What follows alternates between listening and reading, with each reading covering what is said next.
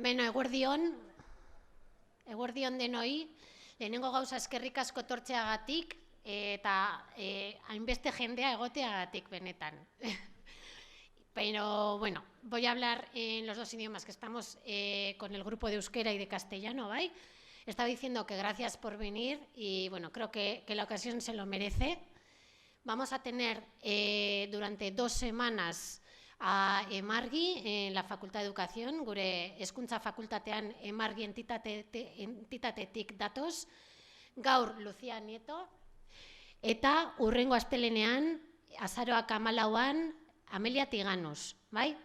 Orduan, bueno, hor dauden eskegita karteletan, jorratuko dira bi gai, bai? Hezkuntza eta violentzia beti ere genero ikuspuntutik. Emargi, voy a hacer una breve presentación sobre Emargi. El objetivo es luchar por un futuro libre de explotación sexual y reproductiva de mujeres y niñas desde su dimensión social, nacional e internacional. Esan nahi dut ere, beraiek definitzen direla feminista radikalak moduan. Se definen como feministas radicales y trabajan tanto en investigación, ikerkuntzan, como haciendo talleres y formando a las personas.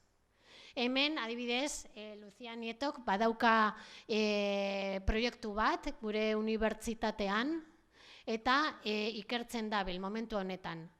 Lucía Nieto tiene un proyecto de investigación ahora mismo, está trabajando con nosotras y decía que el proyecto es Situación de las personas con adicciones en las prisiones españolas, una visión con perspectiva de género.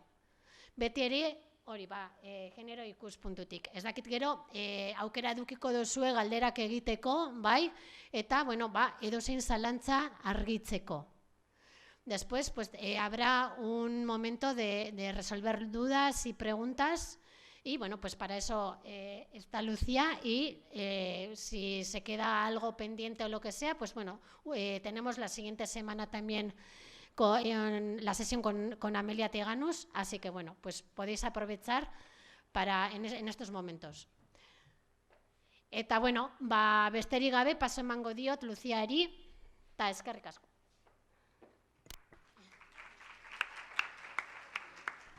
Eskerrik asko, Maitane. Bueno, yo soy Lucía y vengo desde Emargi, como muy bien ha comentado Maitane.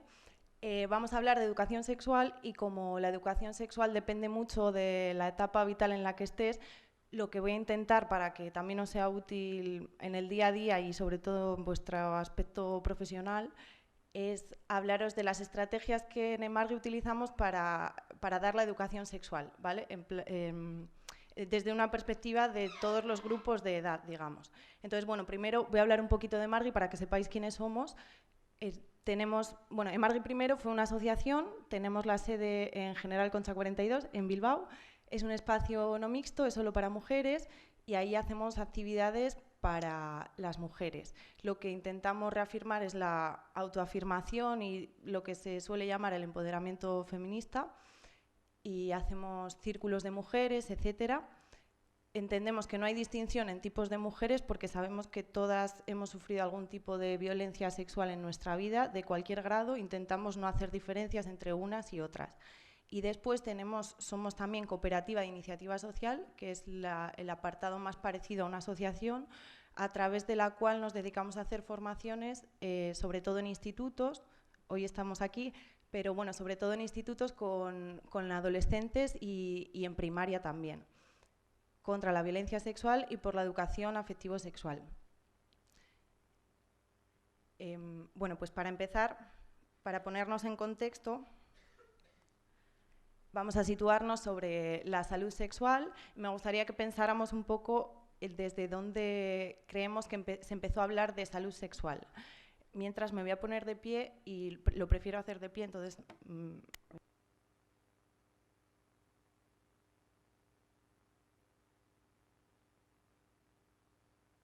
¿Bien?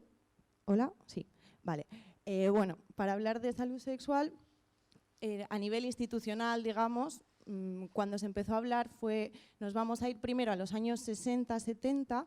En esa época, más bien 60, es el primer momento en el que aparece la adolescencia como etapa vital, más o menos, digamos. O sea, es el momento en el que los y las jóvenes con 18 años ya no tienen el futuro tan marcado como que con 18 años tenías que casarte, tener una familia o ir a la guerra. Nos vamos, por ejemplo, en Estados Unidos con la guerra de Vietnam, etcétera.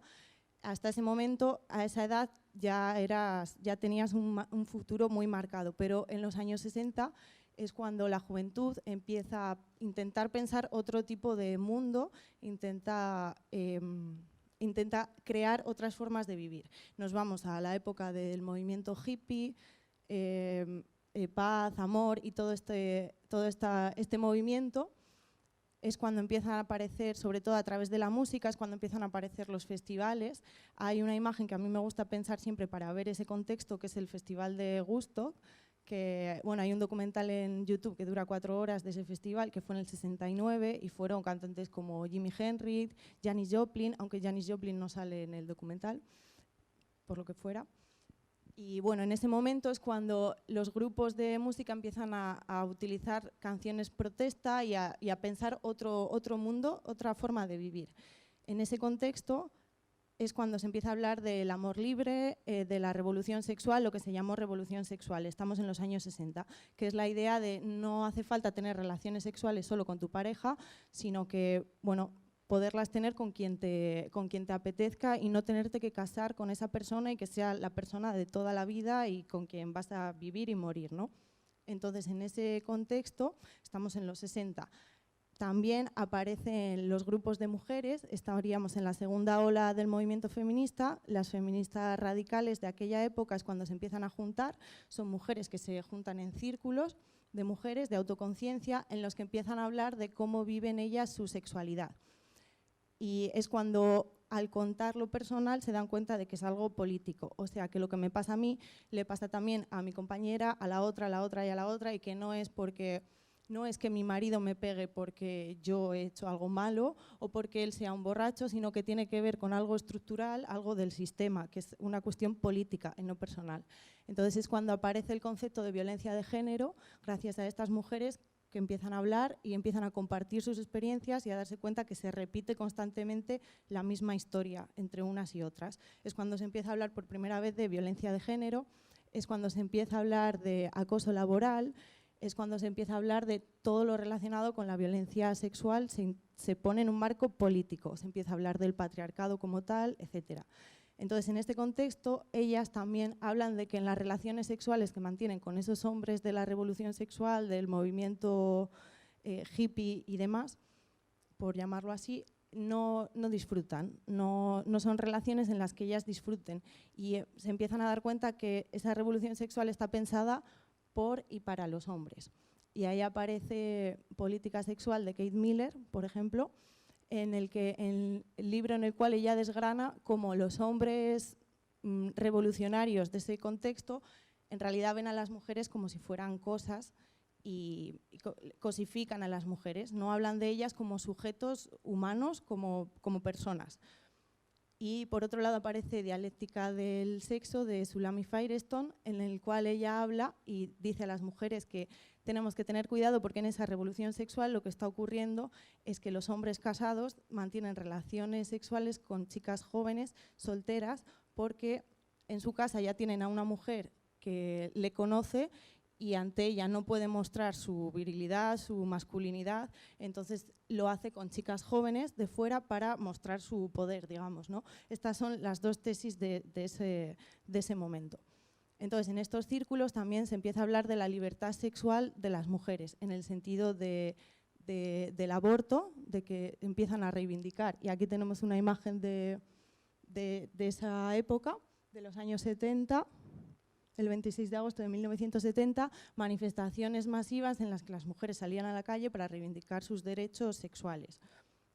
Por la ley del aborto, por los anticonceptivos, que hoy en día los anticonceptivos igual no se les da tanta importancia, por ejemplo, en cuanto a la pastilla anticonceptiva, porque es verdad que Últimamente, si tienes algún problema de cualquier tipo, a las mujeres lo primero que se hace es recetar la pastilla anticonceptiva, aunque no tenga que ver con tema sexualidad, sino con el tema del ciclo menstrual, y puede verse más negativo, pero en aquel momento era una herramienta de libertad para ellas, porque si tenías una relación sexual, te quedabas embarazada, esa iba a ser tu vida, ¿no? Entonces, bueno, empiezan a reclamar derechos sexuales. Y por otro lado, algo más tarde, más bien en los 80, el tema del SIDA. Los hombres gays ven que sus compañeros mueren, están enfermos, y no se estudia y no se habla de ello. De hecho, se habla para verlo de forma negativa, porque es un pecado moral tener relaciones con personas de tu mismo sexo, etcétera. Entonces empieza a politizar el movimiento LGTBI, el movimiento gay, sobre todo, y empiezan a salir a la calle reivindicando derechos para que se estudie esta enfermedad y que no es algo, que el ser homosexual no es algo negativo. No tiene nada que ver con la moral ni nada así. Entonces, con estos dos movimientos es cuando se empieza a poner públicamente el tema de la salud sexual.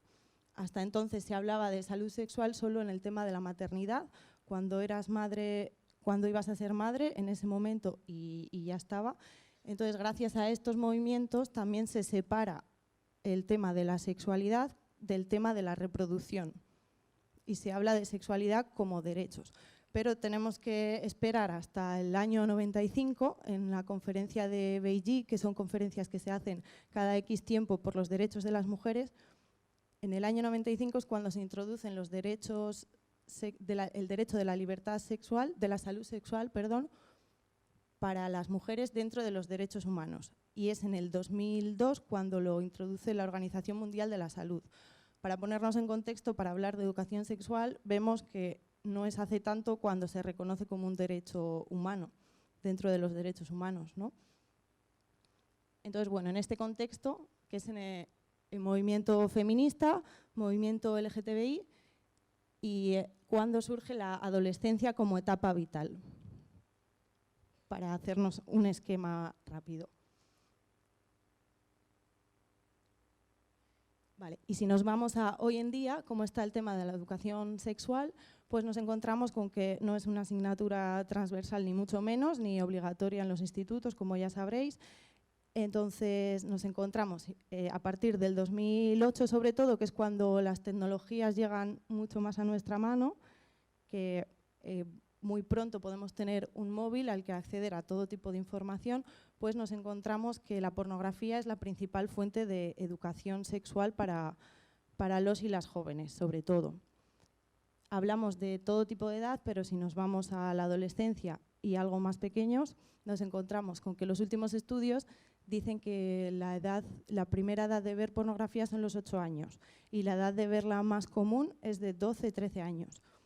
Entonces, si a esa edad no has tenido ningún tipo de educación desde otra perspectiva sobre las relaciones sexuales, y la curiosidad que tienes con esa edad es buscar en Internet, pones cualquier palabra en Internet relacionada y te aparecen miles y miles y miles de páginas de pornografía. Aquí, para hacernos una idea, tenemos un esquema de lo que cada producto tarda a llegar a X consumidores. En este caso, el número de años que tardó cada producto en ganar 500 millones de usuarios en Estados Unidos, pues si nos vamos a los vuelos de avión, para llegar a 500 millones de usuarios, tardaron 68 años. Para llegar a tener coche, a que 500 millones de personas tuviera coche, tardaron 62. El teléfono privado, 50 años. Y bueno, si vemos así, la electricidad en casa, 46, las tarjetas de crédito, 28, 22, la televisión en casa, algo menos. Vemos que Internet tardó 7 años, los iPad algo menos, YouTube 4 años, Facebook 3 años, Twitter 2, y nos encontramos con que Pornhub, que es la página de pornografía más visitada en Internet, tardó 19 días en llegar a ese número de personas, de usuarios. Lo que ocurre es que estas páginas son las páginas que más dinero mueven en Internet. En cambio, sabéis que es muy fácil ver pornografía en internet. Pones culo, tetas, sexo y te salen millones de páginas de pornografía. Sin embargo, son las que más dinero mueven en internet. Bueno, esto tiene que ver con que cuando ves pornografía y coges un hábito, tu cuerpo segrega una serie de hormonas a las que acostumbras a tu cuerpo. Cuando llegas a un límite, necesitas ver pornografía con un componente más excesivo. Y el componente principal que tiene la pornografía es la violencia. El año pasado, o el anterior, Mónica Alario sacó su tesis doctoral sobre esta pornografía y, bueno, lo ha adaptado a un libro que es muy accesible, que es Política sexual de la pornografía, en el cual ella explica, entre otras cosas, que hay 4 tipos de películas pornográficas, 4 tesis en las que se dan los argumentos, entre comillas, de estas películas, que, bueno, si lo pensamos, son películas que no tienen ni banda sonora, ni tienen argumento, ni tienen prácticamente diálogo. Entonces, bueno, digamos que más que películas serían vídeos, ¿no? Porque no tienen los componentes de una película como tal. Y esas 4 tesis son que la primera sería que un hombre tiene deseos sexuales y los va a satisfacer, y hay una mujer que no quiere tener esa relación sexual y después acaba accediendo y después la acaba gustando. Esa sería un tipo de película. La segunda es que hay un hombre que tiene unos deseos sexuales que va a acabar satisfaciendo. La mujer al principio no desea tener esas relaciones, acaban teniéndolas y ella parece impasiva, no se sabe muy bien si la gusta o no, no muestra placer en esos vídeos. Esa es la segunda. La tercera serían aquellos vídeos en los que ellos tienen deseos sexuales, los van a satisfacer, ellas no quieren, mientras tienen esas relaciones sexuales, ellas lloran, gritan, dicen que no, y aún así él acaba satisfaciendo sus deseos sexuales.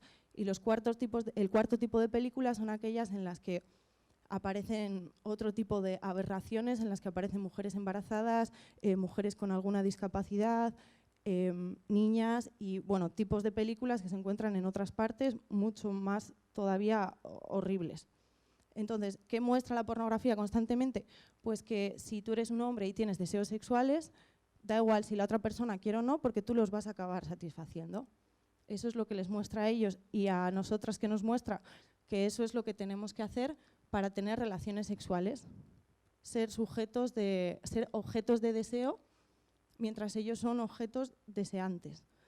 Entonces, cuando una niña de 10, 12, 15, 16 años no tiene ningún acceso a la educación sexual y lo que encuentra es lo que hay en internet, que es la pornografía, y ve que en esos vídeos a ellos les gusta X prácticas, ellas reproducen esas prácticas porque es la única información que tienen. Y ellos encuentran que eso es lo que tienen que hacer para mantener relaciones sexuales porque es lo que aprenden. Si la publicidad hace tanto efecto en nosotras y en nosotros, la pornografía y las horas y horas de visionado también no va a ser algo inocuo. Si con la publicidad del tabaco, cuando se empezó a fumar, y sabemos que los cigarros no dan ninguna sensación diferente, no es como si bebes alcohol, no es como si fumas otro tipo o consumes otro tipo de drogas. El tabaco, sabes que es humo que va a tus pulmones y ya está. En cambio, muchísima gente fuma. Y eso fue gracias a la publicidad. Bueno, pues la pornografía funciona también como un tipo de publicidad de la educación sexual. Y lo que enseña es a erotizar la violencia sexual. Así es como nos encontramos cuando vamos a los institutos, que hay estas situaciones, que el acceso que tienen a algún tipo de educación relacionada con las relaciones sexuales es la pornografía. Bueno, luego después vamos a dejar 15-20 minutos para hacer preguntas, ¿vale? Porque así lo podemos hacer todo más seguido. Entonces, para hablar de educación sexual, cómo trabajamos en Emargi es como vamos a ir hablando ahora. Hablaremos de 4 estrategias de autoafirmación sexoafectiva que nosotras intentamos implementar constantemente. La primera sería la conciencia feminista, para obtener las herramientas que explican el mundo en el que vivimos. Para hablar de conciencia feminista, bueno, Hablamos de que vivimos en un sistema que es patriarcal, que es la dominación y el control de la sexualidad y de la reproducción, de la capacidad reproductiva de las mujeres, y en un sistema capitalista que sabemos que genera que si unas personas tienen mucho, va a haber otras personas que tengan menos y entonces genera desigualdad económica, desigualdad de clase, ¿no? En este contexto es en el que vivimos. Los pilares del sistema patriarcal serían dos, que serían el matrimonio y la prostitución. No siempre hemos vivido en un sistema patriarcal, pero el origen, lo cuento así muy rápido, por encima, es que cuando las sociedades primero éramos nómadas, ¿no? En la prehistoria y éramos nómadas, no teníamos una casa fija, digamos. Entonces, cuando empezamos a ser sedentarias y cuando empezamos a asentarnos en comunidades y a decir, bueno, yo me voy a quedar con esta tierra y viene otra tribu y se va a quedar con otra. Para evitar las guerras y las peleas entre tribus, lo que hacían era el intercambio de mujeres. Entonces, yo de mi grupo doy a este grupo esta mujer y así llegamos a un trato, hacemos un pacto y se acabó y aquí paz. Entonces, esto quiere decir que las mujeres fuimos la primera propiedad privada que existía. Después, cuando las tribus se asentaban y se volvían sedentarias, para trabajar una tierra es cuando aparece la agricultura, la ganadería. En ese momento, para trabajar las tierras hace falta mano de obra. Y es cuando aparece la propiedad privada, esta tierra es mía. Para trabajar esta tierra yo necesito mano de obra. Entonces lo que hacían era poner a los niños y a las niñas a trabajar muy pronto. Pero para saber que esos niños son míos, yo como hombre, esos niños que son míos los tiene esa mujer, pero ¿cómo sé que los hijos que ha tenido esa mujer no les ha tenido con ese o con ese o con ese? Necesito que esa mujer sea mía para determinar que esos hijos son míos y crear así la herencia, y cuando yo desaparezca, que esa propiedad sea de mis hijos. Aparece así también la herencia, el sistema capitalista. Entonces, para eso surgió el matrimonio. La propiedad, la mujer pasa de ser propiedad del padre a ser propiedad del marido. Y por eso hoy los restos que tenemos es cuando se dan las arras en la boda, o el tema del anillo, o el tema de la dote, viene de ahí, de cuando se compra a la mujer, del padre al hijo. El matrimonio ha ido cambiando a lo largo del tiempo. Hoy en día no es lo mismo. Hasta hace 40 años una mujer no podía abrir una cuenta en un banco si no tenía el permiso de su marido o de su padre si no estaba casada. O las profesoras se las llamaba señoritas, las profesoras del colegio, porque eran señoritas, porque no estaban casadas. Cuando pasaban a ser mujeres casadas, pasaban a ser señoras y ya no podían trabajar, por eso se llamaba señoritas. O sea que el matrimonio ha ido cambiando a lo largo del tiempo. Hoy en día se puede tener una relación más o menos igualitaria, aunque es verdad que el 80-90% de cuando, en una pareja de hombre-mujer, se casan, tienen un bebé, alguien tiene que cuidar a ese bebé. Las dos personas trabajan, tienen su trabajo, el 80-90% de las veces de la persona que deja ese trabajo sigue siendo la mujer. Entonces, bueno, sigue existiendo relaciones desiguales, aunque no es lo mismo que anteriormente, ¿no? Con la prostitución también a lo largo del tiempo ha ido cambiando, hablamos de miles y miles de años. Hasta los años 80 existía una prostitución que se llamaba, Rosa Cobo habla de que era una prostitución artesanal, porque eran pequeñas casas que todo el mundo conocía en sus barrios, en sus ciudades, en las que había una madame o una mami y 4 o 5 mujeres, pero en los años 90, cuando el capitalismo crece y pasamos a un sistema neoliberal en el que vivimos ahora, en el que desaparecen las fronteras del mercado, en el que te puedes comprar unas zapatillas en Amazon hechas en China, que te las traigan de Alemania y en 2 días tenerlas en casa muy baratas, desaparecen las fronteras del mercado. Con ese sistema neoliberal la prostitución también crece exponencialmente a partir de los años 90 más o menos, hasta el punto de que hoy en día mueve 5 millones de euros en el Estado español al día, el sistema prostitucional. El sistema prostitucional, que por supuesto no son solo esas mujeres prostituidas, sino que tiene más que ver con los proxenetas, con los puteros, que son quienes pagan, etcétera, etcétera. en este contexto es en el que vivimos y creemos que esto es fundamental para hablar de educación sexual. Si no hay una perspectiva de género, una perspectiva feminista que tenga en cuenta la realidad y el contexto en el que vivimos, no va a ser útil ese tipo de educación, ¿no? Bueno, aquí tenemos algunos conceptos, por ejemplo, en la tiranía de la belleza en la que vivimos, no hay una mujer que no odie alguna parte de su cuerpo, yo todavía no la he encontrado. El Estado español es el quinto país que más operaciones estéticas se hace, después de México, Brasil, Alemania y no recuerdo el otro. En la etapa millennial, que son los nacidos entre el 84, creo que es, al 93, el 43% de esa población se ha hecho algún tipo de arreglo entre comillas, porque no estamos estropeadas, estético. Y bueno, ese es otro mercado que mueve mucho dinero también. Antes se hablaba de armas de mujer o capital erótico. Bueno, antes se hablaba de las armas de mujer, ahora eso está mal visto, entonces se habla más de utilizar tu capital erótico para progresar en la vida y demás. O sea que se nos sigue contando a las mujeres que somos cosas o que somos cuerpos en vez de que somos seres humanas, ¿no? Y bueno, y por supuesto la pornografía, ya hemos hablado un poco de ella.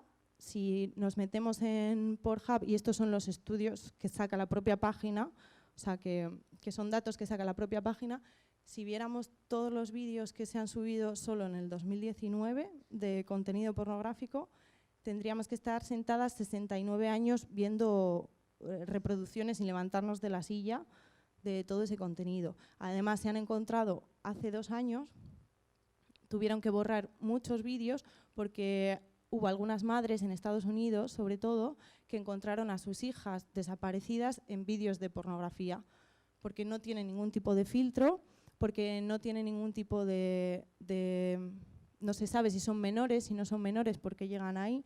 En la pornografía hay muchísima trata también y no hay más que escuchar a las mujeres que salen de esa industria. Y además también Pornhub hace 2 años tuvo que borrar un apartado que era rape, que rape es violación en inglés.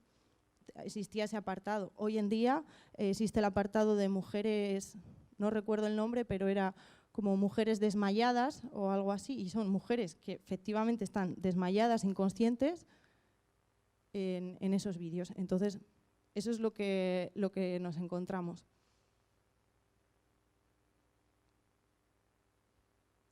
Bueno, y si seguimos en el 2008-2018, más o menos, podríamos hablar de la cuarta ola feminista, que es cuando, y aquí hay algunos momentos clave, cuando aparece el Me Too, que seguro que todas y todos lo conocéis, cuando las mujeres empiezan a través de las redes sociales, primero, y después en manifestaciones en la calle, empiezan a contar las situaciones de agresión y violencia sexual que han vivido en su contexto, en su vida, en su historia de vida, ¿no?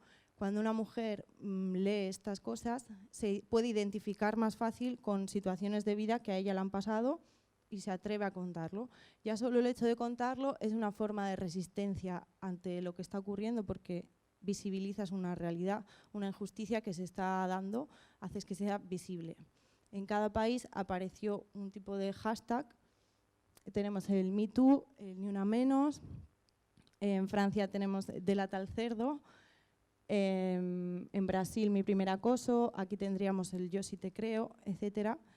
Y bueno, todo esto lo que consiguió fue, lo primero, visibilizar toda la violencia que se estaba dando hacia las mujeres, y después algo importante también es que los organismos internacionales y nacionales organismos más importantes, las instituciones, hicieran estudios de investigación, macroestudios, para legitimar empíricamente, o sea, para demostrar empíricamente con datos la situación en la que estábamos viviendo. Bueno, y aquí tengo algunas preguntas que me gustaría que leyerais y que pensarais la respuesta mientras yo bebo agua y luego vemos los datos.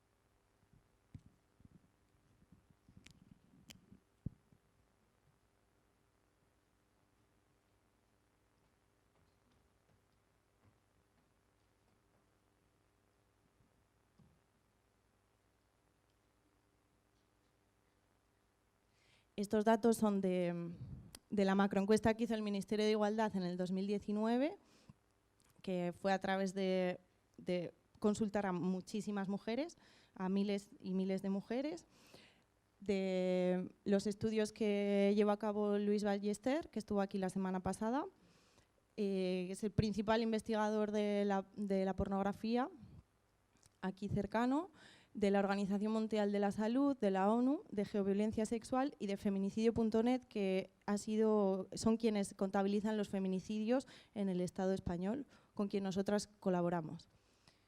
Entonces, bueno, fuera de la pareja, ¿cuánto porcentaje de mujeres creéis que denuncia la violencia sexual? Porcentaje de mujeres que experimentaron la violencia por parte de un hombre, porcentaje de las víctimas que son menores y abusos procedentes de la Iglesia en Francia desde 1950 hasta hoy en día. Hace 2 años salió una investigación que destapó todo este tipo de abusos a la infancia. Bueno, vamos a ver los datos. Bueno, vamos a ver otras preguntas y luego vemos todos los datos, ¿vale? ¿Cada cuánto se denuncia una violación en el Estado español? ¿Cada cuánto creéis? ¿Cuántos hombres de cada 10 consumen prostitución? La posición de España en el consumo de prostitución. Edad de acceso a la pornografía. Y los feminicidios que llevamos hasta hoy en día aquí en el Estado español. Vamos a ver los datos. Vale. No les tengo aquí, pero les tengo aquí. Fuera de la pareja, el porcentaje de mujeres que denuncia la violencia sexual es de un 91%, perdón, de un 11%, o sea, quiere decir que hay un 91%, un 98%, 88%, perdón, hay un 88% de mujeres que han sufrido algún tipo de violencia sexual y no lo ha denunciado. Los motivos que dan las encuestadas son, primero, la vergüenza, después el haber sido menor cuando ocurrieron los hechos y después el temor a no ser creída. Porcentaje que experimentaron la violencia por parte de un hombre fue de un 99,6%. Y además dentro de esa rama de hombres agresores, el 86% de esos hombres tienen entre 18 y 42 años. O sea que estamos hablando de hombres jóvenes, la inmensa mayoría. El porcentaje de las víctimas que son menores son un 48%, o sea casi la mitad, tiene entre 0 y 17 años. Y abusos procedentes de la Iglesia en Francia desde 1950 hasta el 2020, en esa franja de tiempo se han contabilizado 330.000 abusos a menores. Eso en Francia. Aquí eso no se puede hacer, por lo que sea, no se puede llevar a cabo. Y si tenemos en cuenta que los estudios dicen que 1 de cada 5, algunos dicen 1 de cada 5 y otros 2 de cada 5 menores han sufrido agresiones sexuales en la infancia, esos datos sí que son de aquí. ¿Cada cuánto se denuncia una violación en el Estado español? Es cada 4 o 6 horas, más o menos, y son violaciones que se denuncian, o sea que vas a la policía, a la comisaría, etcétera, y lo denuncias. Pero hemos visto que el 89% de las mujeres no denuncian la violencia sexual. Entonces, cada 4 o 6 horas se denuncian al día. ¿Cuántos hombres de cada 10 consumen prostitución? Que lo reconozcan en una encuesta son 4 de cada 10.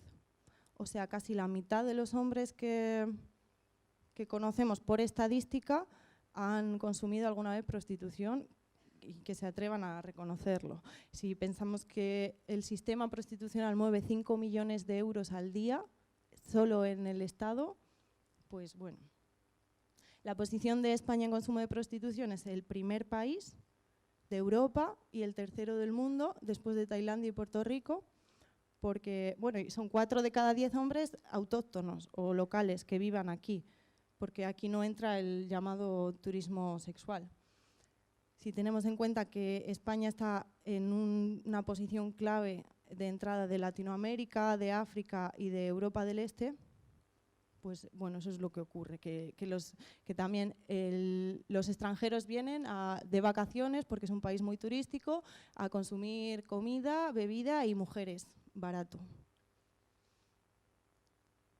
Y la edad de acceso a la pornografía son los 8 años, la principal edad, y luego de consumo más normalizado está entre los 12 y 13 años. Y los feminicidios que llevamos hasta hoy en día son 71, desde enero. Entonces es importante tener la conciencia feminista para hablar de educación sexual, para ponerle nombre a las cosas, para saber en qué tipo de sistema neoliberal y patriarcal vivimos y en qué contexto de violencia vivimos. La segunda estrategia sería la sensibilización y la identificación de la violencia sexual en una misma persona, en ti misma y en el entorno. Para esto, nosotras lo que hacemos desde Margui es intentamos no hacer solo formaciones, ir a los institutos y no hacer solo formaciones de un día, porque el contenido que das se puede quedar ahí, se puede olvidar, entonces intentamos hacer formaciones algo más largas. El año pasado llevamos a cabo una campaña en Guecho, en un instituto de Guecho, una campaña más larga, que, bueno, os la cuento así rápidamente, tiene 3 fases. La primera fase va mi compañera Amelia Tiganus, que a través del relato personal, de su experiencia personal y del conocimiento adquirido como experta en violencia sexual, cuenta su historia de vida. La conoceréis el lunes que viene. Después, la segunda fase, lo que hacemos es trabajar, por un lado, con los chicos, la empatía y el tema de la pornografía, porque sabemos que son los chicos los que más pornografía consumen y además sabemos que los motivos son diferentes, porque los hombres ven pornografía para masturbarse, es la primera respuesta, y las mujeres ven pornografía, las que ven pornografía es por curiosidad, para ver qué es lo que hay que hacer, digamos. Entonces, con ellos trabajamos la pornografía y la empatía y con ellas trabajamos lo que se llama empoderamiento feminista, que nosotras nos gusta más hablar de autoafirmación porque desde una perspectiva de la psicología es algo más íntimo, más profundo y porque la palabra de empoderamiento, pues como pasa con muchas cosas, se ha ido manchando, ¿no? Y se ha ido apropiando otras. Como ejemplo son las camisetas del Che Guevara en el Zara, ¿no? Pues con el empoderamiento feminista pasaría algo parecido. Entonces les separamos los chicos por un lado, las chicas por el otro. Y la tercera fase, lo que hacemos y lo que queremos es que una vez que tienes todo el conocimiento de la realidad en la que vivimos, es que te puedas convertir en agente de cambio, que puedas hacer política, pero no política desde los partidos políticos, porque la política no es solo eso, constantemente estamos haciendo política, ¿no? Con nuestras relaciones personales, las relaciones de poder que se generan en el día a día, todo eso es política. Entonces, cuando tienes ya todo el conocimiento de la desigualdad que existe, poder hacer algo, poder ser agente de cambio. Entonces, hacen una acción, la que deciden. Este año lo que han hecho ha sido constituir una asociación de jóvenes contra la violencia sexual, y a partir de ahí van a realizar un cortometraje relacionado con la violencia sexual. Esta fase ya es voluntaria y después la última fase que realizamos es un seguimiento de todas las formaciones que llevamos a cabo con ellas y con ellos. Y vamos a ver algunos datos así rápidos para ver qué nos encontramos cuando vamos a los institutos y que posiblemente el día de mañana, cuando vayáis vosotras y vosotros, os encontréis algo parecido. Al principio, los gráficos que vemos a este lado son antes de empezar la campaña y los gráficos que vemos al final son al acabar, ¿vale? Tiene una duración de uno a otro de unos 5 meses de diferencia. Al principio, la pregunta, ¿crees que sabes todo lo necesario para mantener una relación sexual? Pues nos encontramos que hay un porcentaje bastante alto de chicas y chicos que dice que no, que es casi el 20%. Cuando acabamos las formaciones, el porcentaje de las chicas baja bastante más y son más conscientes de lo que de cómo mantener una relación sexual saludable. Bueno, y el porcentaje de no se no contesta también baja bastante y se pasa al sí.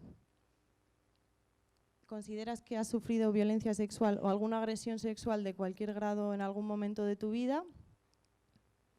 Al principio los no son bastante más altos y después de las formaciones vemos que el no estoy segura aumenta, que los sís aumentan. En el caso de las chicas aumentan algo más, los chicos también, pero las chicas, por ejemplo, sí por un desconocido son casi el 20% de ellas, o sea, 2 de cada 10 chicas de 14, 15 años reconoce haber sufrido alguna agresión sexual por parte de un desconocido.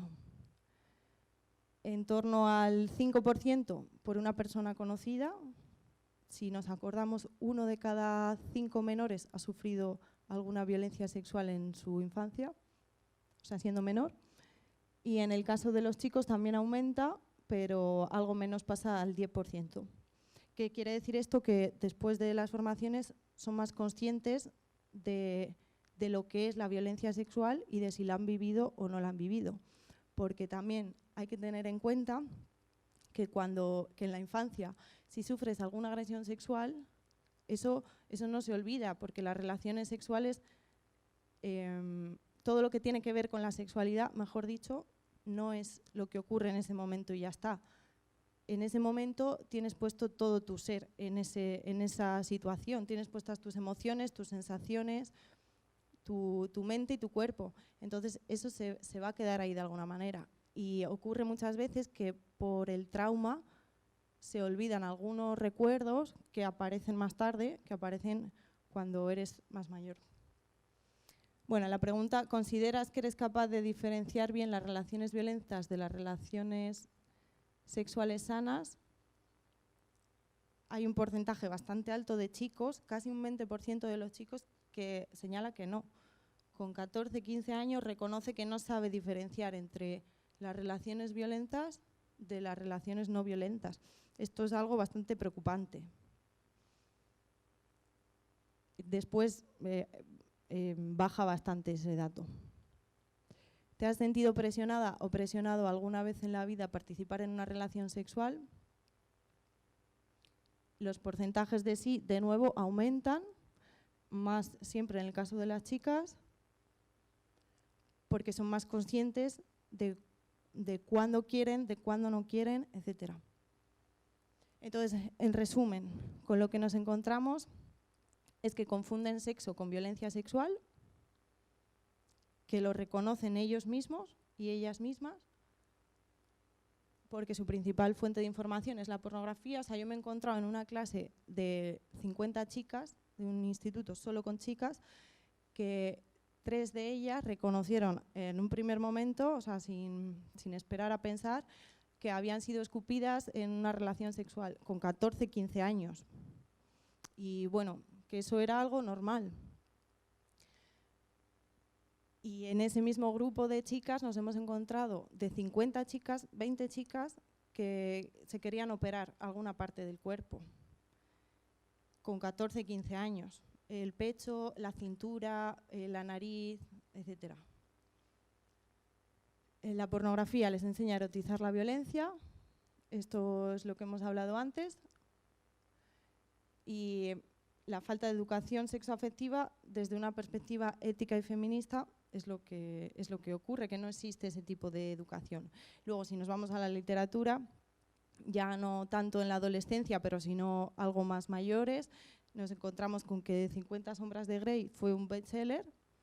Es una obra pornográfica en la cual, a través de prácticas de BDSM, en resumen, ella, es una relación de chica y chico, ella come y duerme cuando él se lo dice, a través de un contrato. Pues ese es el tipo de sexualidad a la que se puede acceder, ya no si pensamos en la pornografía, si nos vamos a la literatura.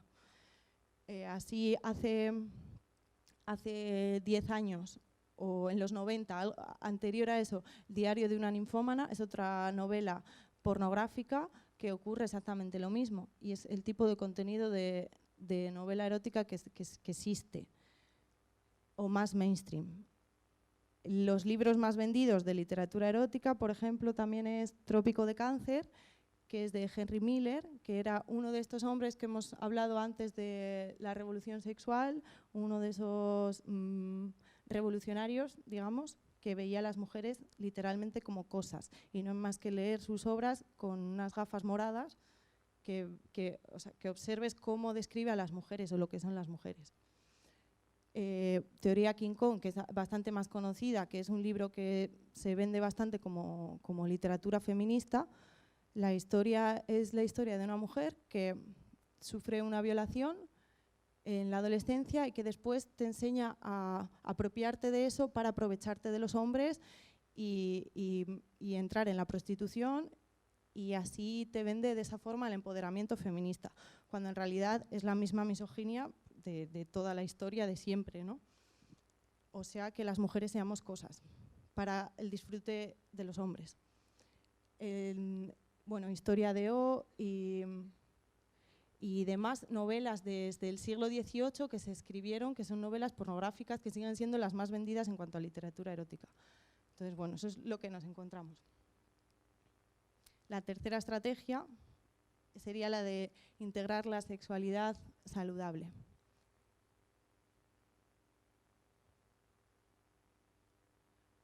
La sexualidad saludable para nosotras es la capacidad de disfrutar del propio cuerpo y del de las demás personas sin hacer daño, poniendo la ética, el cuidado y el respeto en el centro de las relaciones sexoafectivas. O sea, creemos que esta es la base desde la que tenemos que trabajar, una vez que se trabaja primero la violencia sexual, que es lo que vemos que más se da. La sexualidad saludable es una capacidad con la que nacemos, o sea, desde que somos bebés ya nacemos con un tipo de sexualidad y hasta que morimos vamos a seguir teniendo una sexualidad. Para diferenciar, una cosa es el sexo, ¿no?, que es como el sexo físico, otra cosa son las relaciones sexuales, o sea, las relaciones entre los sexos, y otra cosa es la sexualidad, que es mucho más amplio que las relaciones sexuales. Desde que nacemos construimos una sexualidad.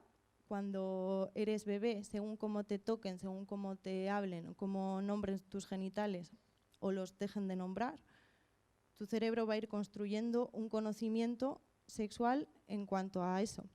Si desde pequeñas y pequeños no nos nombran, no nos hablan de nuestros genitales, no nos hablan de nuestras sensaciones, de nuestras emociones, que todo eso también forma parte de la sexualidad, pues ese conocimiento no lo vamos a construir. Entonces va a llegar un momento en el que tengamos relaciones con otras personas y no tengamos todo ese conocimiento construido. Si lo vemos en el cerebro, aquí vemos cómo serían las conexiones neuronales de un bebé, que es como un árbol que se construye, ¿no? Si no le das un conocimiento a ese respecto sobre la sexualidad, no se van a construir esas conexiones. Y en cada persona pues, se van a generar unas u otras. Eso sería nuestra historia de vida sexual. O sea que la sexualidad construye cerebro también. Depende en qué etapa depende a qué edad se den esas formaciones, pues se tiene que tratar de una manera o de otra. Como estamos aquí y no estamos en un instituto con niñas y niños de primaria o de la ESO, pues por eso lo intentamos dar una perspectiva más global, pero luego esto se adapta según la edad.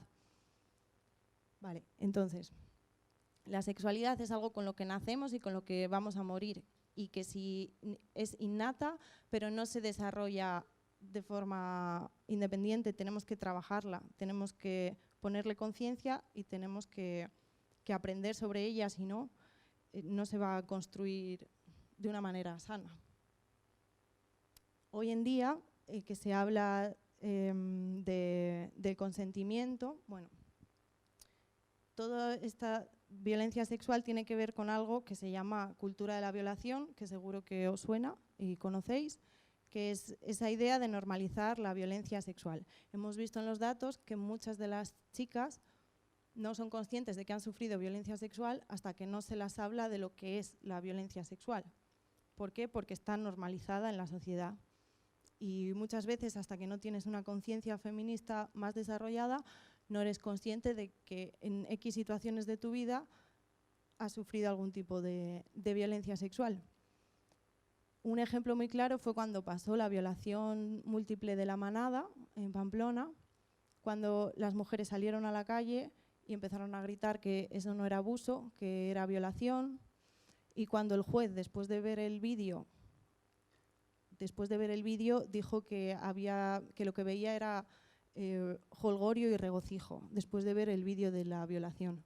Entonces ahí fue cuando las mujeres y algunos hombres salieron a la calle a manifestarse para decir que eso no era abuso y que era violación, y a partir de ahí es cuando se empieza a hablar de la ley de la nueva ley, en la que se pone en el centro más el consentimiento, porque hasta ese momento, si no había violencia física, no se determinaba que era una violación. Pero es que los seres humanos, ante una agresión, tenemos 3 formas de reaccionar.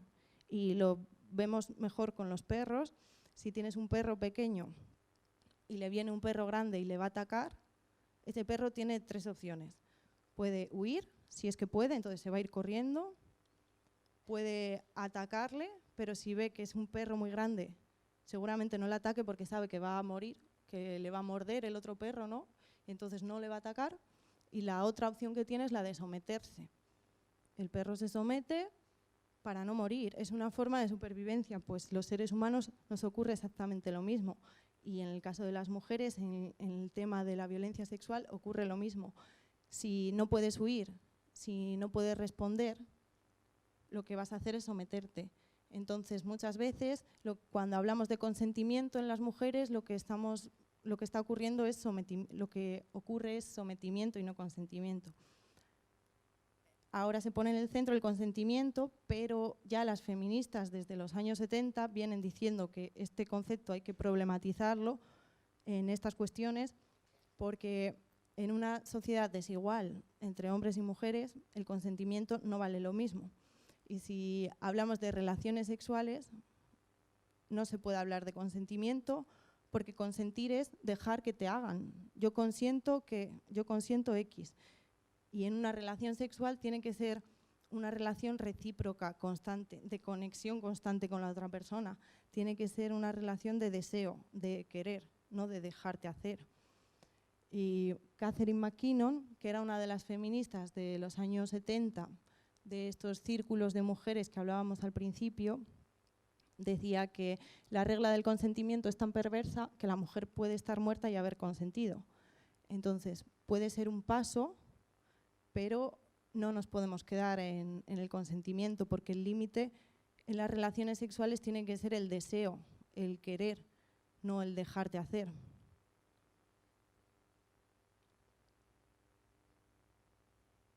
Y la cuarta estrategia es la de desarrollar la autoafirmación y el autoconocimiento.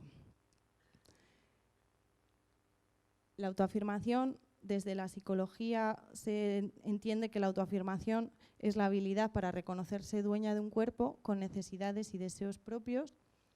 Puedo o no puedo, soy o no soy capaz, y tiene componentes biológicos, psicológicos y sociales. Como la sexualidad no está reconocida, no está asegurada por la evolución, es algo que se va desarrollando a través del aprendizaje. Cuando somos pequeñas o pequeños, según cómo te responda tu entorno, vas a desarrollar tu autoafirmación de una manera o no la vas a desarrollar. Por ejemplo, cuando un bebé empieza a andar, si tú le refuerzas esa acción, va a entender que eso está bien, que es capaz, que es positivo lo que está haciendo. Si no le haces caso, le dices que eso está mal, que no lo tiene que hacer, no va a seguir desarrollando esa capacidad. Pues con las mujeres y con los hombres pasa lo mismo. Lo que ocurre es que con las mujeres constantemente a lo largo de la historia se nos ha estado negando esa capacidad de poder desarrollarnos como personas íntegras. Entonces intentamos trabajar desde ahí Y con las mujeres lo hacemos a través de círculos de mujeres en los que se comparten experiencias y a través del apoyo mutuo se refuerza el desarrollo personal, y con retiros de mujeres que son más largos, son de fin de semana, en los que nos formamos desde la sexualidad feminista, desde el ciclo menstrual, desde el autoconocimiento y desde la conciencia feminista para desarrollar la autoafirmación, que es más conocido la idea del empoderamiento. Y con los chicos en los institutos lo hacemos, como os he comentado antes, a través de las formaciones, de las campañas, etc.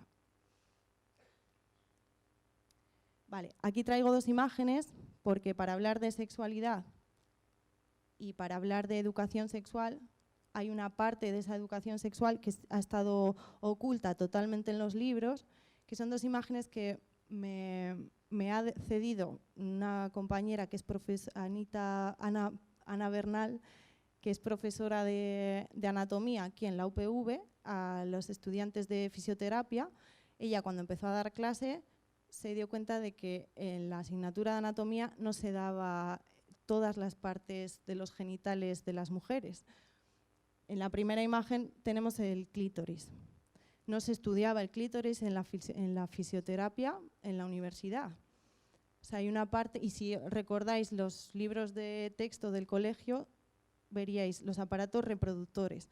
El cuerpo de las mujeres siempre se ha estudiado como reproductor de bebés, pero no desde el aparato sexual. El aparato sexual ha quedado olvidado totalmente.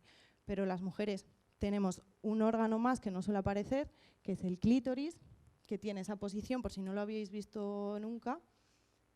Lo tenemos arriba y abajo, y aquí en la posición que tiene real, que hasta el 98, hasta 1998 no se volvió a descubrir. En 1500 y pico, una cosa así, sí que apareció en algún texto, se borró, y hasta el 98, o sea, hasta hace 20 años, no aparecía no aparecía en ningún sitio. En el libro de anatomía de Gray, que es como el manual de anatomía de la medicina, no aparecía este órgano. Entonces, constantemente, o sea, con esto quiero que veamos que es un ejemplo de que constantemente el placer y el deseo de las mujeres ha sido invisibilizado y negado a lo largo de la historia, y que esto tiene mucho que ver con cómo se construye la sexualidad para unos y la sexualidad para otras. A nosotras se nos enseña a agradar, la ley del agrado para nosotras, y a los hombres se les enseña a dominar a lo que tienen alrededor. Entonces, bueno, esta sería la posición del clítoris. Es un órgano que tiene 8000 terminaciones nerviosas, el doble de la que tienen los genitales masculinos, y en cambio existe una brecha orgásmica, que supongo que la brecha salarial la conocéis, habéis oído hablar de ella, hay datos públicos que la muestran, pero existe también una brecha orgásmica que no hay datos públicos o institucionales sobre ella, pero el año pasado o el anterior, en la Universidad Pública de Navarra sacaron un estudio, una mujer, que lo que hizo fue coger datos de muchas de compañías de marketing, de Control, Durex y juguetes sexuales, coger datos que estas compañías hacen encuestas para ver qué pueden vender más y menos, ¿no? Entonces cogió datos de un montón de estudios que habían hecho estas compañías para vender productos, y comparó los datos y se dio cuenta que se reproducía todo el rato lo mismo, y era que las mujeres tenían mucho menos placer en sus relaciones sexuales que los hombres. Entonces, ya fuera parte de toda la violencia sexual que existe, cuando encuentras un lugar seguro, un espacio seguro en el que desarrollar las relaciones sexuales, aún así seguimos sin tener ese placer. Y lo que algunos datos que sacaba era que, bueno, que lo primero, que no era una cuestión biológica, porque si veíamos las relaciones entre dos mujeres, lesbianas o bisexuales, dos mujeres y dos hombres, y veíamos una mujer y un hombre, lo que ocurría es que quienes menos disfrutaban eran la mujer y el hombre. Y se podría pensar que es porque conocen su cuerpo, que es porque si yo estoy con una mujer voy a conocer mejor su cuerpo porque es igual que el mío, ¿no? Pero estos datos demuestran que no, porque después quienes menos placer tenían eran 2 hombres juntos y quienes más placer tenían eran las 2 mujeres juntas. Esto muestra que el motivo no es biológico, sino que es social, que es por la construcción por cómo se nos socializa a unas y a otros. Porque a nosotras se nos socializa en cuidar a quien tenemos al lado y a los hombres no. Otro dato curioso que salía era que solo el 18% de las mujeres tenían un orgasmo con la penetración, y si esto lo llevamos al día a día, en las películas, en las series, las relaciones sexuales que vemos, ¿cómo son? Son el coito. O sea, es un hombre, una mujer, que su relación sexual es la penetración y que rápidamente, a los 5 minutos, esas 2 personas tienen un orgasmo y todos felices. Y sabemos que la realidad no es así, porque solo 2 de cada 10 mujeres tienen un orgasmo con la penetración. Esto lo que hace es confundir constantemente a la sociedad y a los adolescentes más. Además que es la etapa en la que, la adolescencia es la etapa en la que dejas de ver como referentes a tu familia, a quien tienes en casa, y lo empiezas a ver a tu grupo de amigos. Es el momento en el que la presión social de grupo aumenta mucho más. Entonces, para encajar, haces lo que te muestran que debes hacer, ¿no? Bueno.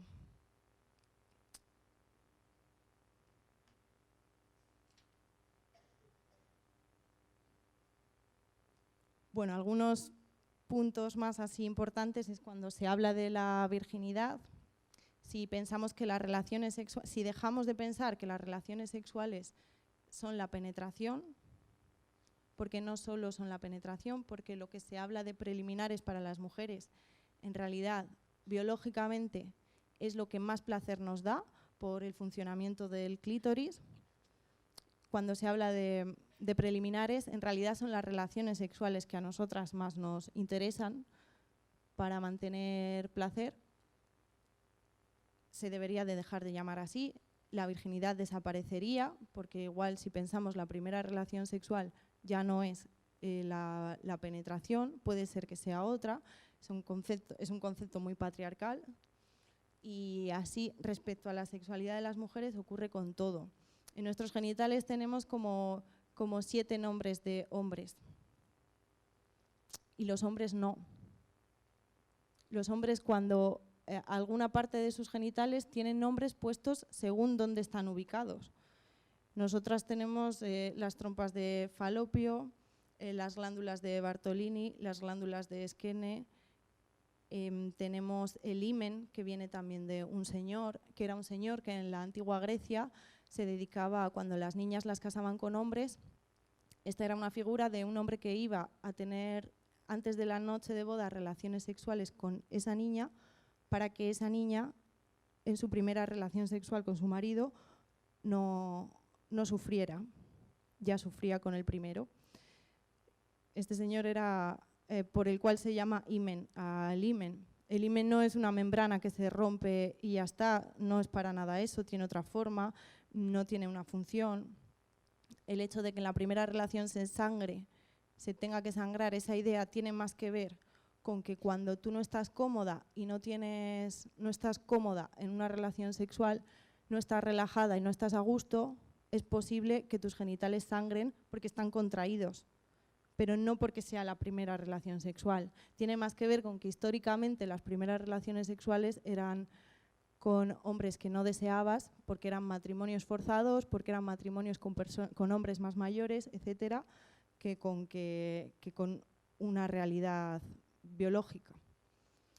Y además, para acabar de esta cuestión, todos los deseos y fantasías que se construyen en torno a la sexualidad de las mujeres, como la figura del hombre fuerte que te empuja, la figura del empotrador y toda esa idea que se nos vende como que es lo que nos tiene que gustar, puede ser que nos guste porque los deseos son construidos y tú vas a construir una fantasía, un deseo en base a lo que ves a tu alrededor, pero realmente, físicamente, eso no da placer, porque la vagina es una parte del cuerpo que es muy poco sensible. Si pensamos por ahí puede salir un bebé, puede salir una vida. Es una de las partes del cuerpo más flexibles que tenemos y muy poco sensible. Por ahí no se siente placer en la vagina en sí. Entonces todas esas figuras que se pueden ver en las películas, series, etcétera, nos venden una sexualidad que realmente no es físicamente lo que nos da placer. Vagina también viene de vaina, que vaina es donde se envainaba la espada, donde los hombres envainaban la espada, de ahí viene el nombre.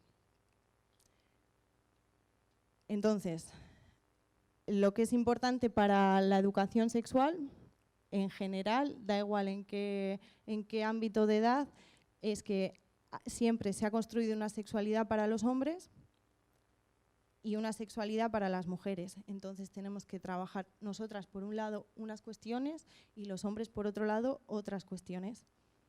Porque es el origen donde se genera toda la violencia que vemos hoy en día.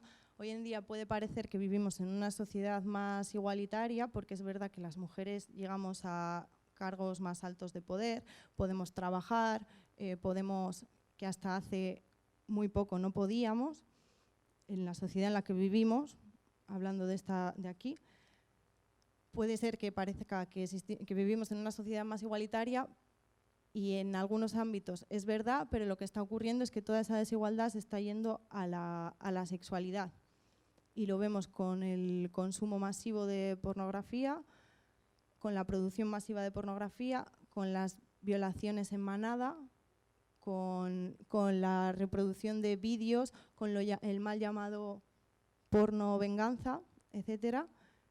Toda esa demostración de masculinidad que no se puede dar en otros ámbitos se está dando a través de las relaciones sexuales y de la sexualidad. Entonces es donde tenemos que trabajarlo más.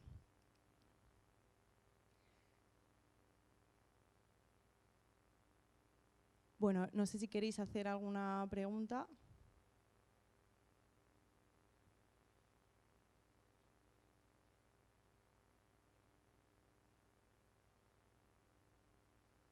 O que hablemos más de alguna parte, etcétera. Vale.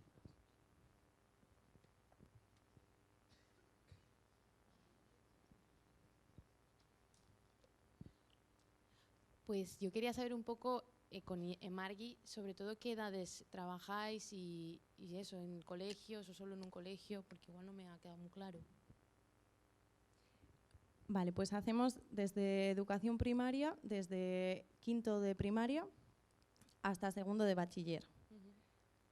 Nos hemos encontrado, por ejemplo, en primaria, depende mucho del centro y de la clase que toque. Lo primero es saber cómo está la situación. Por ejemplo, puede ser que sea un taller sobre educación sexoafectiva y ya está, o puede ser que se haya dado alguna situación de violencia y tengamos que ir a ese contexto. Por ejemplo, me viene a la cabeza en un colegio, estaban en sexto de primaria y nos llamaron porque se daban agresiones de chicos de la clase de al lado a chicas de esa clase en sexto de primaria, que estamos hablando de 9 años más o menos. Y lo que ocurría era que ellos lo llamaban juegos y eran agresiones sexuales, directamente agresiones, de tocar los cuerpos de las niñas, etcétera. Lo que pasaba es que entendían que eran juegos. El primer problema era que el profesorado también lo veía como juegos que se habían pasado de edad y al ser más mayores ya era más grave, en vez de verlo como una agresión desde el principio. Sabemos que los niños no son agresores sexuales por naturaleza, eso está claro. Y tampoco nadie quiere que los hombres y que los niños sean agresores sexuales, ni ellos mismos. El problema es que si se les educa así, muchas veces no diferencian si es violencia lo que están ejerciendo o no.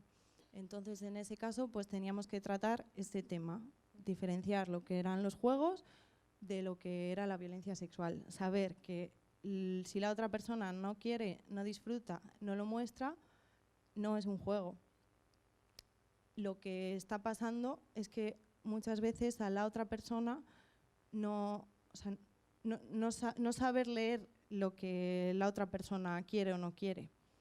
Por eso sabemos que la pornografía genera mucho daño en esta cuestión, porque es algo que tú ves en un vídeo, que tú no estás ahí y que la acción se va a llevar a cabo. Entonces tú no te sientes responsable de eso que está pasando, porque es algo que ya está grabado y está ahí.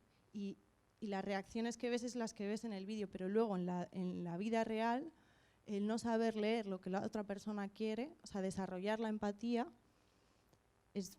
nos parece que es fundamental. Y en esa clase me acuerdo que había niños de 9 años que sabían páginas pornográficas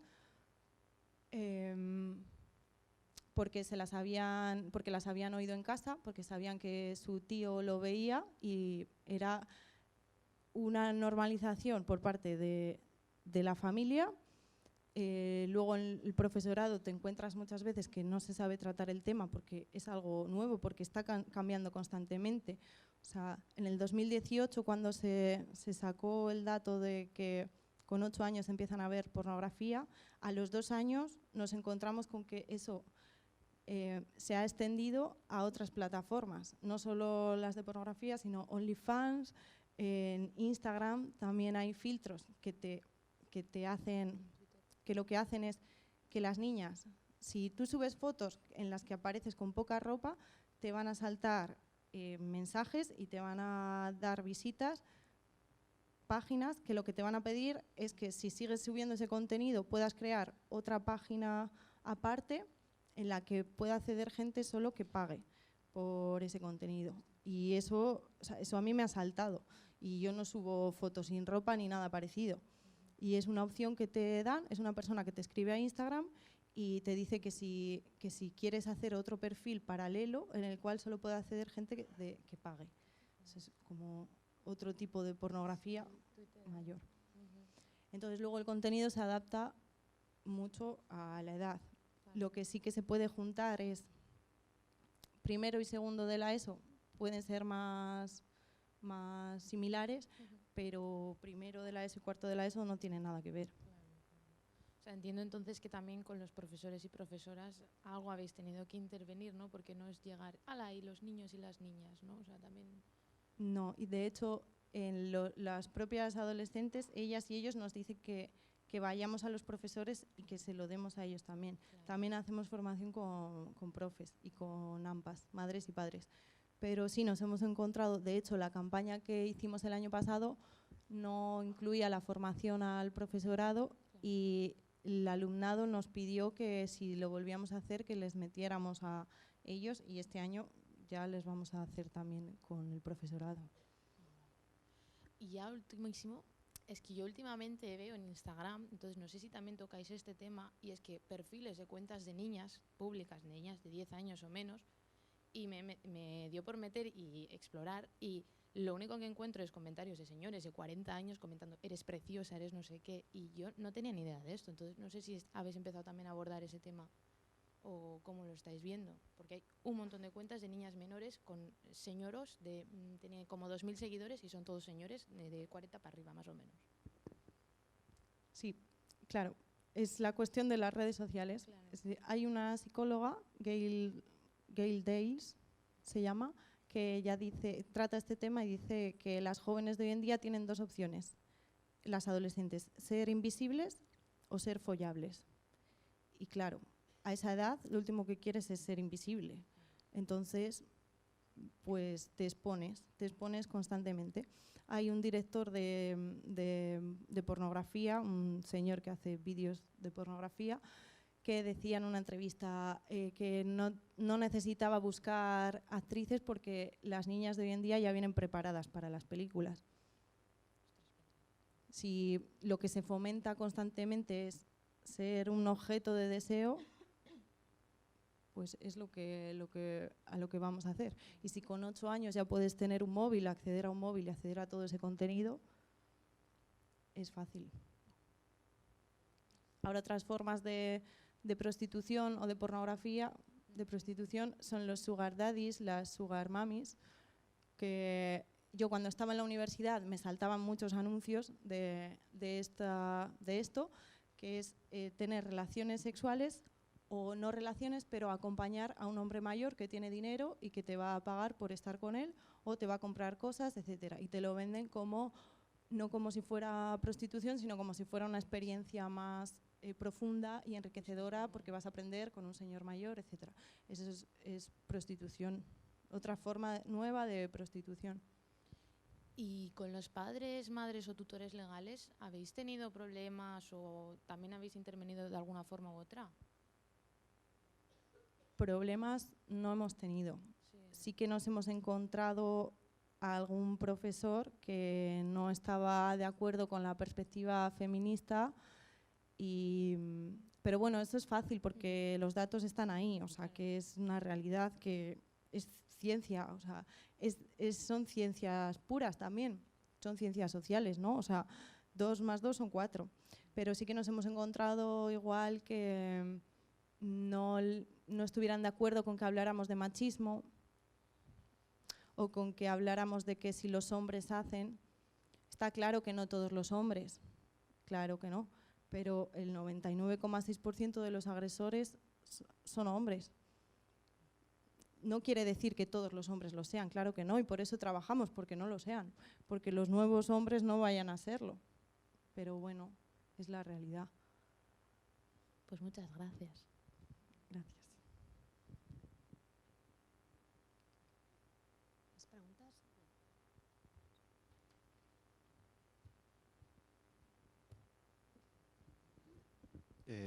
Aupa, sin más, una pregunta solo de respecto a los años anteriores y así, estás viendo que, o sea, estáis viendo al final con los niños trabajando que esta situación va a mejor o que hay que hacer mucho más hincapié para cortar de raíz muchas situaciones que se ven hoy en día. Digo, a ver si la evolución es buena o todo lo contrario, con los nuevos, pues con los móviles y con todo, si va a peor o va a mejor. Pues, a ver, por un lado, sí que con el tema de las redes sociales y toda la información que pueden acceder a los móviles, es como tienen una cantidad enorme de información que no ha pasado ningún filtro, ya no filtro de que puedan acceder a ella o no, ya no solo eso, sino que si en casa no se les ha hablado de educación sexual, en el colegio muchas veces tampoco, sí que nos encontramos que vamos a institutos que han recibido educación sexual y ellas mismas, ellas y ellos, te dicen en las encuestas que han recibido educación sexual, pero que no les ha parecido útil y que no les ha dado respuesta a tener relaciones sanas ni relaciones satisfactorias. Entonces, sabemos y está demostrado que para que una información cale tienes que estar 10 horas dando esa información, o sea, ir un par de horas a un instituto y darles una charla solo no cala, tienen que ser 10 horas, como las 10 horas son las que hacen falta para que una información coherente se adapte, se aprenda y bueno, eso es lo que nos encontramos. No sé qué te iba a decir más. Ah, sí, lo que también vemos es que cuanto más pequeños son, o sea, cuando vamos a un instituto y por ejemplo son de primaria y estamos con el profesorado, con las madres y padres y con el alumnado, quienes mejor lo reciben y más rápido lo absorben es el alumnado. Es increíble porque no tienen ningún tipo de filtro, entonces lo que les pasa por la cabeza lo sueltan, pero también lo cogen muy rápido. Entonces sí que se nota que lo absorben muy rápido. Muchas veces hay más resistencias cuando somos más adultos que de pequeños. Vale, era eso, gracias.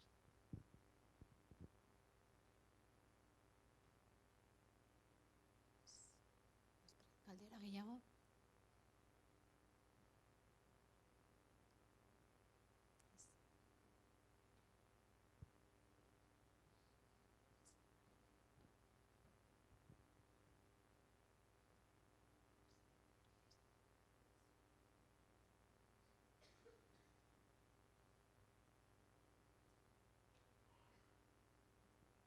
Bueno, si queréis comentar algo también, podéis hacerlo.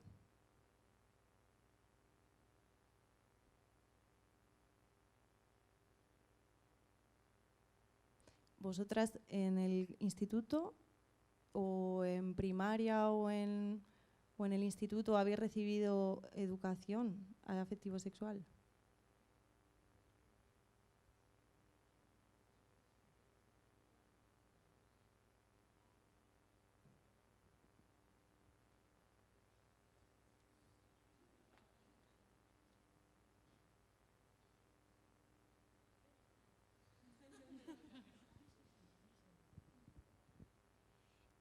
Yo me acuerdo que los talleres que tuvimos era sobre sexología y fueron varias sesiones. Y es verdad que no fue solo una, que eso fue bastante interesante por lo menos, pero realmente ¿qué hicimos? Ponerle un condón a un plátano, hablar un poco sobre la menstruación y demás, pero nunca hablamos sobre el deseo, el consentimiento y todas estas cosas. Yo lo estoy viendo ahora, o sea, y ahora porque a mí me ha dado por informarme. Pero no sabía yo también que en primaria pues también se pueden trabajar esas cosas, porque para mí primaria hablar de clítoris era como, ostras, cuidado. De hecho, justo estábamos hablando con una compañera que ella me decía que en bachillerato su profesora decía que meter y hablar del clítoris era demasiado. Entonces, eso es lo que puedo añadir. Sí, yo tenía otra cuestión que justo en clase estamos trabajando el currículum oculto y ausente y ha salido el tema de la menstruación, ¿no? De cómo, bueno, pues se pinta la menstruación como azul y siempre desde una óptica, pues bueno, como sucia y reproductiva, o sea, hasta ahí. Entonces teníamos curiosidad un poco de, bueno, saber, como has dicho, que también tratas el tema de la menstruación, que lo trabajáis, pues un poco desde qué óptica. El tema de la menstruación y el ciclo menstrual también lo trabajamos. Intentamos que se vea como algo positivo, porque es lo que es, porque hace 2 años, parece que todo ha sido hace 2 años, pero sí, hace 2 o 3 años se determinó que el ciclo menstrual era el 5.º signo vital, igual que lo es la respiración, el pulso, la temperatura y demás. El ciclo menstrual era otro signo vital, entonces es algo que es muy importante para las mujeres, pero que siempre se ha visto como algo negativo. Como dices, en los anuncios lo muestran como un líquido azul, cuando no tiene nada que ver, cuando es sangre y tiene mucha importancia en nuestro día a día. Si estuviéramos más conectadas con nuestro ciclo menstrual, nos daría muchas más pistas de nuestro estado de ánimo también, de nuestra salud, etcétera. Entonces lo que hacemos es también solo con chicas. Bueno, hasta el momento ha sido solo con chicas, pero también se podría hacer con chicos, porque los chicos también tienen o pueden saber lo que es el ciclo menstrual. No hace falta que las tampas y las compresas se pasen como si fuera algo escondido, o sea, escondidas, es algo natural. Y lo que tratamos con ellas es explicar las fases del ciclo, que tenemos 2 fases principales, lo que significan, por qué tenemos el ciclo menstrual, desde cuándo lo tenemos y un poco la historia también de la menstruación. Hace pocos años salió una investigación en la Universidad de Sevilla, desde la antropológica, que decía que según en qué comunidad autónoma el ciclo menstrual, la menstruación se veía de una manera u otra. O sea, por ejemplo, si en Extremadura hay muchas olivas, pues las mujeres de esa zona contaban que se las contaba que no podían ir a recoger olivas cuando tenían la menstruación. En Castilla y León, que hay muchas uvas, pues ocurría lo mismo con las uvas. Por aquí ocurre, y hoy en día ocurre con la matanza, hay mujeres que no se las deja ir a hacer la matanza en los pueblos donde se hace, porque cuando tienen la menstruación, porque es impura, etcétera. Y con el tema del atún también pasa. Y al final lo que es otra forma de control sobre el cuerpo de las mujeres. O sea, en una etapa, en una semana al mes no vas a poder trabajar, vas a tener que quedarte en casa porque vas a estropear los alimentos si sales a trabajar. Luego, eso es lo que ocurre aquí, pero hoy en día en la India, en el 2002, se prohibió sacar a las mujeres de casa cuando tienen la menstruación, viven en chozas que no tienen ni baño, ni puerta, ni nada así, y se pasan allí la semana que tienen la regla o los días que tienen la regla. Y claro, esto conlleva muchas enfermedades y demás. Entonces, en el 2002 legalmente se prohibió, pero hoy en día sigue pasando. Porque, claro, una cosa es la igualdad legal, como aquí vivimos en un país en el que hombres y mujeres somos iguales ante la ley, pero en la práctica no ocurre así, porque se reproduce de otra manera. La pobreza menstrual, 1 de cada 5 niñas en Estados Unidos y en Europa, ya no hablamos de otras partes del mundo, que está mucho peor, no tienen dinero para comprar productos de higiene menstrual.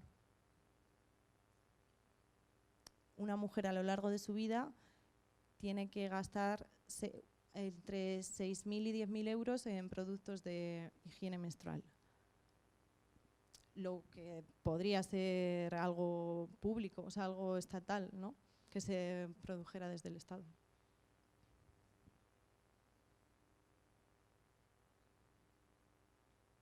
Entonces, bueno, en los institutos las enseñamos lo que es el ciclo, cómo funciona y que se reconcilien con él, o sea que si desde casa existe el tabú, en el instituto también existe ese tabú, pues siempre suele haber profesoras majas que piden este tipo de cosas, porque como este tipo de educación no es reglada y va aparte, pues es que haya profesoras comprometidas que intenten cambiar las cosas.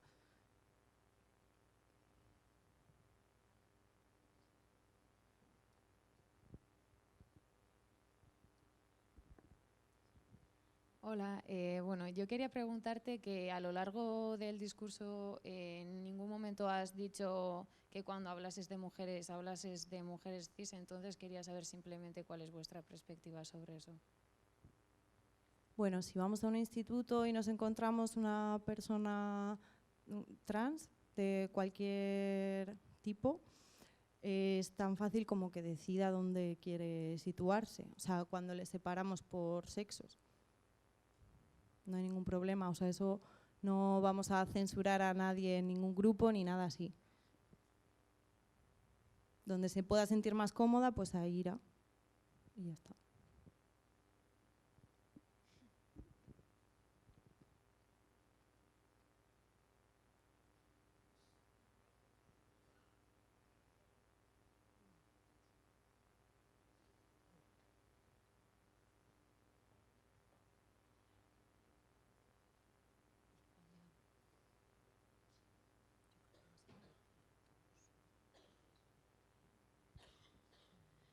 Bueno, ja jendea hasiko da altzatzen, así que goteo bat egon baino lehen, ze nahiko desorosoa da, ez dakit galderaren bat gehiago badago egiteko, ala ja agurtzeko, bai, Amaia, vale. Bueno, pues eskerrik asko y nada, muchas gracias. Y perdón. Una última pregunta ya, Kaixo. Bueno, ha sido muy interesante tu intervención. Solo quería apuntar cómo la última cosa que has señalado ha sido cómo muchas veces este tema queda en manos del profesorado, la profesora maja de turno que está comprometida con el tema y propone poner una parte del dinero de coeducación o lo que sea para traer formación sobre educación afectivo-sexual.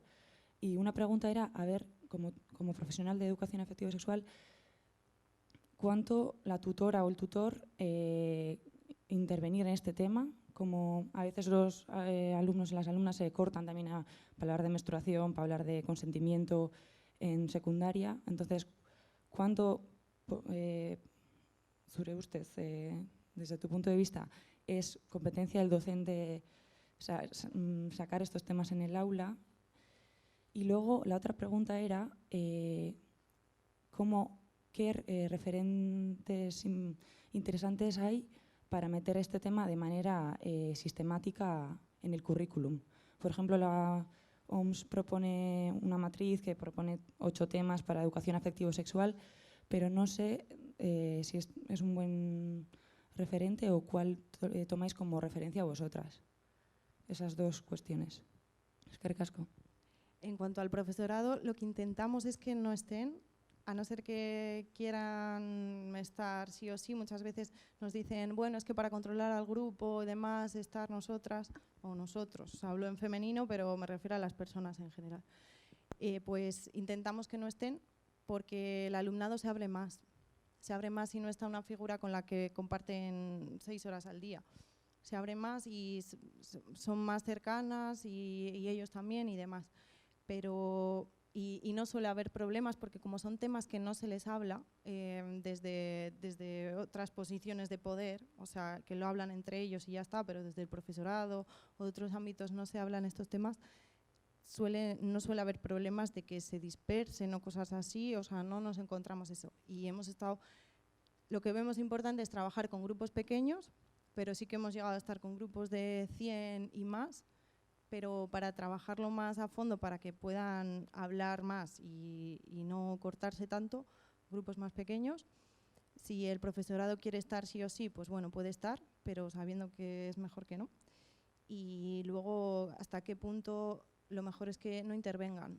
O sea, es algo que es para el alumnado, no para el profesorado, en el caso de que sea con el alumnado. Luego, no sé si te refieres a intervención en la formación o dentro del instituto. Luego suele ser, pues, eso, profesoras, algún profesor también, profesores que tienen más iniciativa y lo hablan con los demás y les cuentan lo que está pasando, cómo está la realidad y se animan a hacer estas formaciones. Luego sí que existe esa matriz. Lo que ocurre y lo que vemos es que no se trata el tema de la violencia tanto como nos parece importante. Porque sabemos que las relaciones sexuales no se pueden aprender a través de vídeos ni contarlo, es algo que hay que experimentarlo. Que en un vídeo lo que se pueda ver es menos de la mitad de lo que es una relación. O sea, una relación tiene que ser más emocional, sentimental y no se puede ver en un vídeo. Entonces, no es que haya un tipo de educación sexual, de relaciones sexuales que se muestre con imágenes ni nada así, pero creemos que la educación sexual o sea, esa matriz habla de, le falta el tema de la violencia, o sea, se habla más de orientaciones y demás, que está bien, que claro, que también hay que tratar, pero que eso no es conflictivo, o sea, aprender eso no genera tanto conflicto como genera la violencia. Entonces nos centramos más en ese apartado. La última.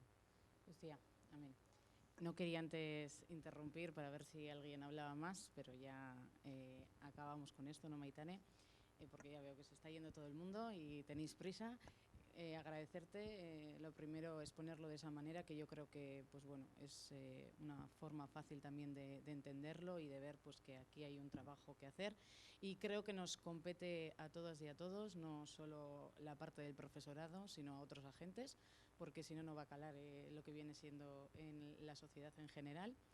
Y además, ¿no?, por lo que hablabas del consumo de la pornografía, hay muchos estudios que ya relacionan esa variable, ¿no?, totalmente causal con la violencia sexual, ¿sí?, con relaciones interpersonales complicadas, con disfunción eréctil también, con mucho consumo, ¿vale? Hay mucha gente pues que con ese consumo que ya comentaron el otro día, pero que pues que está teniendo problemas en sus relaciones, y cómo ese imaginario pues sexual tiene un punto pues que hay que intentar ver de dónde viene, y la socialización del género, la cultura, la educación, cómo esos mandatos pues van interiorizándose, ¿no?, a los hombres uno, a las mujeres otro, y eso pues nos crea unas actitudes y unos valores específicos que van arraigados a nuestro género, y eso está fomentando desigualdad y por ende violencia, ¿no? Entonces yo creo que ahí es donde está la clave, y es verdad que la ley orgánica del 4 de junio del 2021 hablaba y habla de meter de una forma transversal en la asignatura de valores el tema de relaciones afectivo-sexuales,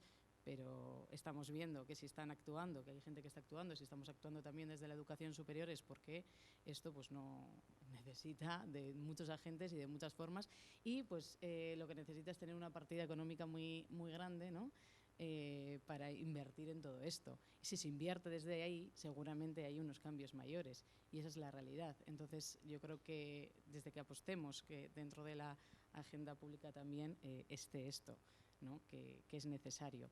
Y este es el gran problema. Podría estar hablando así todo el rato, pero sé que tenéis mucha prisa. Entonces, es que ricasco. Es que ricasco.